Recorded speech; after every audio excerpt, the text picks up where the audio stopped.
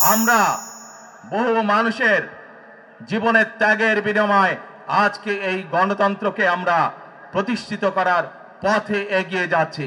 কিন্তু আমরা বিগত কিছুদিন ধরে খেয়াল করে দেখছি বাংলাদেশের কোন মহল, এই দেশের ভেতরে কোন মহল ষড়যন্ত্রের চেষ্টা করছে। গত কয়েকদিন ধরে আপনারা দেখেছেন পত্র পত্রিকায় এসেছে, বিভিন্ন সোশ্যাল মিডিয়াতে এসেছে, মধ্যপ্রাচ্য সহ বিভিন্ন দেশে পোস্টাল ব্যালট যেগুলো পাঠানো আছে সেগুলোকে কিভাবে ডাকাতি করা হয়েছে। ঠিক যারা এই দেশ থেকে পালিয়ে গেছে তারা যেভাবে আপনাদের ভোট ডাকাতি করেছিল, ঠিক একইভাবে আবার সেই ষড়যন্ত্র শুরু হয়েছে। দেখেছেন আপনারা? দেখেছেন? প্রিয় ভাই বোনেরা, সেই ষড়যন্ত্রের বিরুদ্ধে সজাগ থাকতে হবে।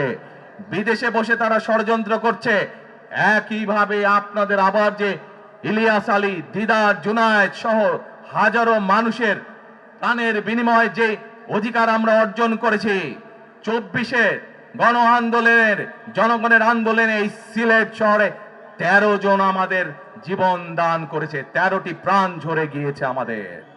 প্রিয় ভাই বোনেরা, এই প্রাণগুলোর বিসর্জনের মাধ্যমে আমরা যেই অধিকার আদায়ের পথে নেমেছি, একটি কুচক্রী মহল এর এই ভিতরে ষড়যন্ত্র শুরু করে দিয়েছে।